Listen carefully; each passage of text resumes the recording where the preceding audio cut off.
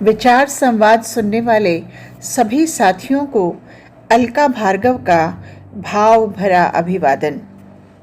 मित्रों, मुझे याद आ रही हैं कवि श्रेष्ठ नीरज जी की चंद पंक्तियाँ, जिसमें वो कहते हैं कि अब तो मजहब कोई ऐसा भी चलाया जाए, अब तो मजहब कोई ऐसा भी चलाया जाए जिसमें इंसान को इंसान बनाया जाए।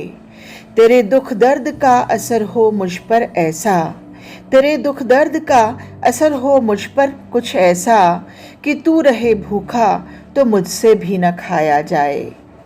मित्रों, इस बात को समझने के लिए आइए इस वैश्विक महामारी के दौर से गुजरते हुए विश्व में एक छोटा सा व्यापारी अपनी आत्मकथा सुना रहा है, उसे सुनते हैं।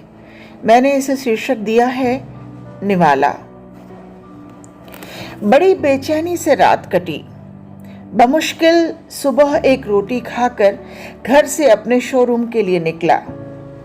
आज किसी के पेट पर पहली बार लात मारने जा रहा हूं, ये बात अंदर ही अंदर मुझे बेहद कचोट रही थी।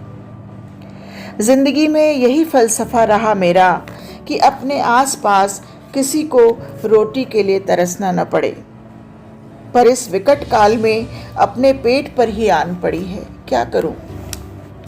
2 साल पहले ही अपनी सारी जमा पूंजी लगाकर कपड़े का शोरूम खोला था, मगर दुकान के सामान की बिक्री अब आधी से भी कम हो गई है।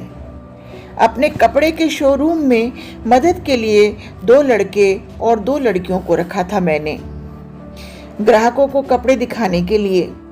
ये ज़रूरी भी था।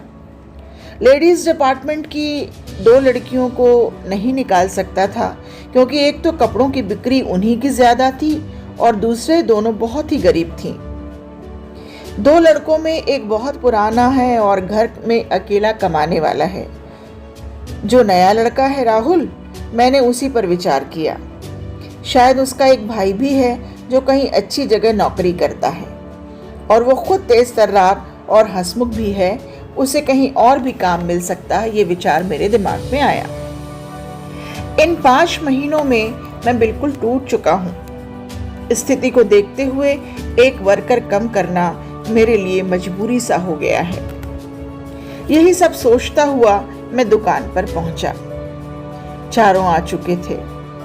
मैंने चारों को बुलाया और बहुत ही उदास होकर बोला, बच्चों देखो, दुकान की स्थिति अब तुम सबको भी पता है। मैं तुम सबको काम पर नहीं रख सकता। उन चारों के माथों पर चिंता की लकीरें मेरी बातों के साथ गहरी होती चली गई।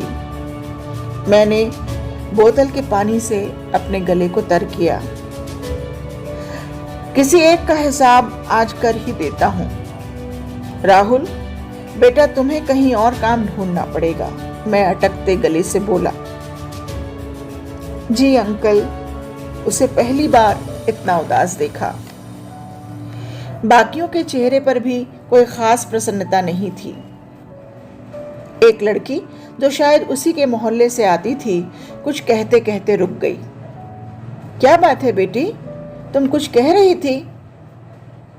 अंकल जी, इसके भाई का भी काम कुछ 1 महीने पहले छूट गया। इसकी मम्मी बीमार रहती है। नजर राहुल के चेहरे पर गई। आंखों में जिम्मेदारी के आंसू थे जो वो अपने हंसमुख चेहरे से छिपाने की कोशिश कर रहा था। मैं कुछ बोलता कि तभी एक और दूसरी लड़की बोल पड़ी। अंकल, बुरा न मानो तो एक बात बोलूं? हाँ हाँ बोलो बेटा। किसी को निकालने से अच्छा है आप हमारे पैसे कम कर दो। 12,000 की जगह 9,000 कर दो आप। मैंने बाकियों की तरफ देखा। हाँ साहब, हम इतने से काम चला लेंगे।